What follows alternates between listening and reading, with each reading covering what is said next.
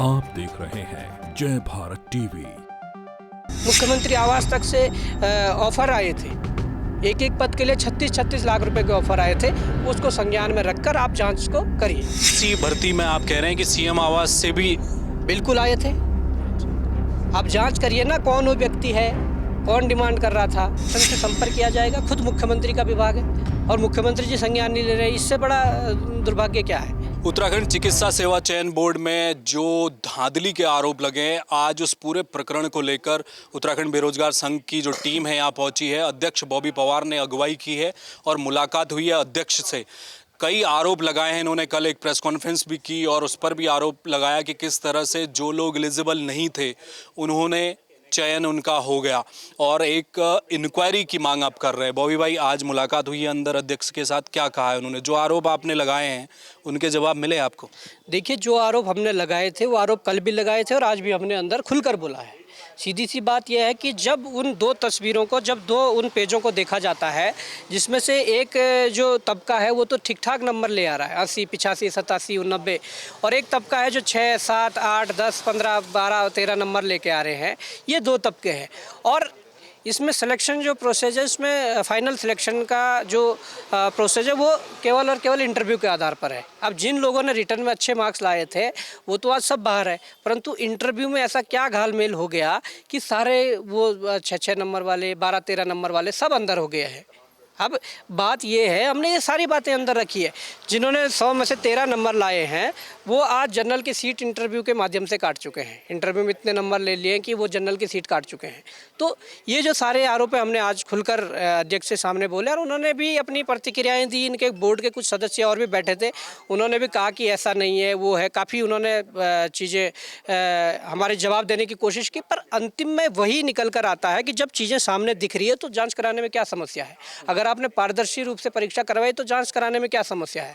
दूसरी बात यह है कि 60 नंबर के हेर फेर में जिन बच्चों ने प्रतिभा किया है उन बच्चों में से आप ये आंकलन कैसे करोगे अब कि किस बच्चे से कितने क्वेश्चन पूछे गए, किस बच्चे ने कितने क्वेश्चनों का सही जवाब दिया, कितने क्वेश्चनों का गलत जवाब दिया। इंटरव्यू की वीडियोग्राफी। बिल्कुल बिल्कुल, मैं वही कह रहा हूँ कि जब इतने बड़े पद के लिए एक गजेटेड ऑफिसर है, कोई आप ड्राइवर की अगर भर्ती, बिल्कुल, अगर ड्राइवर और चपरासी की भी अगर हमारे यूकेएसएससी के द्वारा भर्ती होती है तो एक 45 नंबर का क्राइटेरिया रखा जाता है, कैटेगरी के लिए 33 नंबर का रखा जाता है, पर यहाँ तो कुछ नहीं है। अब अगर वीडियोग्राफी नहीं हुई है, आज प्रदेश भर का युवा या जो पीड़ित अभ्यर्थी है जो वो आरोप लगा रहे हैं कि ऐसा हुआ है, ये सब कुछ हुआ है, तो आप उसको साबित कैसे करोगे? हाँ, अगर वीडियोग्राफी हुई होती, अगर कोई आरोप लगाता और गलत आरोप लगा रहा होता तो आप बोलते कि हाँ आप ये गलत आरोप लगा रहे हैं, इसमें देखिए इस बच्चे ने कितना अच्छा परफॉर्मेंस किया है। पर आपके पास तो वो कुछ है ही नहीं, जो कि गलत है।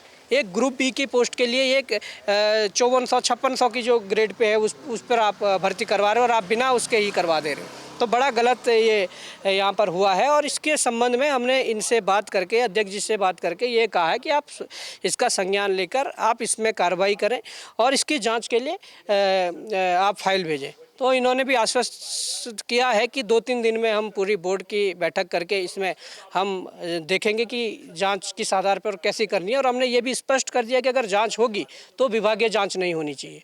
विभागीय जांच में फिर से लीपापोती होने की पूरी संभावना है। और यहाँ के जो हमने उनसे खुलकर कहा है कि मुख्यमंत्री आवास तक से डीलिंग हुई थी, मुख्यमंत्री आवास तक से ऑफर आए थे, एक एक पद के लिए 36-36 लाख रुपए के ऑफर आए थे। उसको संज्ञान में रखकर आप जांच को करिए। इसी भर्ती में आप कह रहे हैं कि सीएम आवास से भी बिल्कुल आए थे। आप जांच करिए ना, कौन वो व्यक्ति है, कौन डिमांड कर रहा था। इसमें तो मैं ये भी कहना चाह रहा हूँ कि 1-2 जिलों के सीएमओ तक संलिप्त हैं जिन्होंने कई बच्चों का करवाया है। तो आप वो जांच के बाद ही पता चल पाएगा। आप जांच करिए, और आप तो जांच से अगर पीछे हटोगे, जांच से पीछे भागोगे, फिर तो हमें भी नए तरीके अपनाने पड़ेंगे। हम तो देखिए, अगर संज्ञान में मामला आया है, हम इस प्रदेश की बेहतरी के लिए तभी सोच सकते हैं कि ये जो सिलेक्शन प्रोसेस है और सिलेक्शन के माध्यम से जो भी जाए वो एक ईमानदार व्यक्ति और फेयर सिलेक्शन जाए, योग्य व्यक्ति जाए। ये यहीं पर सिस्टम को डैमेज नहीं करेगा, पूरा 60 साल तक सिस्टम को डैमेज करते रहेंगे, जिससे कि हमारा प्रदेश कहाँ आगे बढ़ पाएगा। तो इसलिए हमने संज्ञान में डाल दिया। अब इनकी ये जवाबदेही रहेगी कि इन्होंने इस पर क्या कहा, और 2-3 दिन बाद वास्तव में इनसे फिर संपर्क करके ये संज्ञान में लिया जाएगा कि इन्होंने उस पर क्या एक्शन लिया है। भाई सवाल एक बड़ा इंपॉर्टेंट है, आप जो आरोप लगा रहे हैं वो अपनी जगह बिल्कुल ठीक है कि मुख्यमंत्री आवास से भी मामला आया है, मंत्री का आपने कहा कि मंत्री की बेटियां हैं जिन्होंने जिनका क्वालिफाई हो गया। दूसरा दिक्कत सबसे बड़ी ये है कि आपके पास किस आधार पर आपने ये आरोप लगाए, क्योंकि अगर सरकार कहती है कि अगर कहीं कोई आरोप लगा है तो उसका कुछ ना कुछ कोई तथ्य भी तो होना चाहिए, लिखित में होना चाहिए, या कुछ ऐसे सबूत आपके पास होने चाहिए। आपने क्या भीतर कहा है कि आपके पास कुछ है तब आप ये आरोप लगा रहे हैं? देखिए, सबसे बड़े तथ्य तो वही साफ दिख रहा है। अगर कोई बच्चा भी देखेगा कि क्या है, जो नंबरों का जो आवंटन जो लिखित परीक्षा में और उसके बाद इंटरव्यू में सिलेक्शन किसका हुआ, सबसे बड़ा वही है। उसके बाद से कुछ है, जो कुछ भाई बहन है, कुछ बहन भाई हैं, भाई भाई है, बहुत सारे ऐसे सिलेक्शन भी है। एक ही परिवार से बहुत सारे ऐसे सिलेक्शन जो हुए हैं, जिनके रिटर्न में ठीक ठाक नंबर नहीं थे पर इंटरव्यू में थे। उसके बाद मैं ये कह रहा हूँ कि कई लोगों को तुम CDR निकाल लो, हम नंबर देंगे। उनकी CDR निकाल कर पता चल जाएगा कि क्या है, दूध का दूध पानी का पानी हो जाएगा। और मैं ये भी कह रहा हूँ कि जब आपको इतनी अपनी पारदर्शिता पर गर्व था, अपनी पारदर्शिता से अगर परीक्षा करवाई है तो आपने वीडियोग्राफी क्यों नहीं करी? वीडियोग्राफी अगर करवाते, और अगर वीडियोग्राफी अगर आज करी होती तो हमें अगर 4 दिन यहाँ बैठना पड़ता, हम 4 दिन भी बैठते। हम ये देखते कि जो बाहर हुआ है बच्चा, उससे कितने प्रश्न पूछे गए थे, कितने सही जवाब दिए, कितने गलत जवाब दिए, और क्यों बाहर हुआ है। जो सिलेक्शन ले चुका है उससे कैसे सवाल पूछे गए, कितने पूछे गए, कितने सही जवाब दिए, कितने, ये सब दिखता। परंतु आज ये तो इन्होंने कुछ रखा नहीं है। तो दो दिन का समय आपको दिया है, क्या फिर उसके बाद आप लोग करेंगे?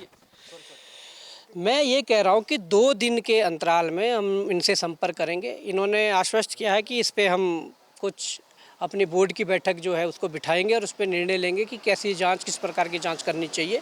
विभागीय जांच के लिए हमने बिल्कुल मना करा है, कोई स्वतंत्र एजेंसी इस पर जांच करे और फिर उसके बाद ये प्रक्रिया आगे बढ़े। वो निर्णय भी तो शासन को लेना पड़ेगा। बिल्कुल शासन को लेना पड़ेगा, शासन से संपर्क किया जाएगा। खुद मुख्यमंत्री का विभाग है और मुख्यमंत्री जी संज्ञान नहीं ले रहे, इससे बड़ा दुर्भाग्य क्या है? अगर इतनी बड़ी चीज़ें निकल कर आई है, इतना बड़ा भ्रष्टाचार निकल कर आया और खुद मुख्यमंत्री के विभाग का मामला है, तो उनको संज्ञान लेना चाहिए। और अगर संज्ञान नहीं ले गए, इसके पीछे कारण हो सकते हैं। लोग अलग अलग इस पे अनुमान लगा सकते हैं। लोग ये भी अनुमान लगा सकते हैं कि क्या संरक्षण मुख्यमंत्री जी दे रहे हैं। लोग ये भी अनुमान लगा रहे हैं कि क्या मुख्यमंत्री संलिप्त है। तो ये सारे अनुमान लोग लगा सकते हैं अगर मुख्यमंत्री ने समय रहते हुए इस पर कार्रवाई नहीं की या एक्शन नहीं लिया।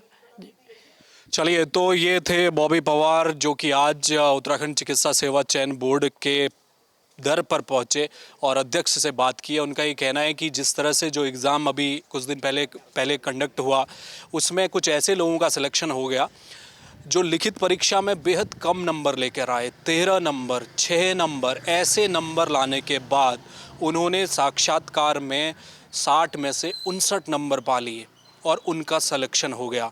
और वहीं जो दूसरी तरफ जो बच्चे थे जो 40 नंबर 50 नंबर लेकर आए थे, वो साक्षात्कार में बाहर हो गए। इसलिए सवाल तो खड़े होते हैं, शक की सुई तो यहीं से खड़ी होती है। अब देखना ये है कि जो आज बेरोजगार संघ ने अपनी बातें रखी हैं बोर्ड के सामने, क्या 1-2 दिन में बोर्ड निर्णय लेता है। अगर जांच नहीं होती है तो बॉबी पवार का ये कहना है कि वो इसी गेट के बाहर बैठकर अपना आंदोलन करेंगे। कैमरामैन मयूर उपाध्याय के साथ हेमभट्ट, जय भारत टीवी।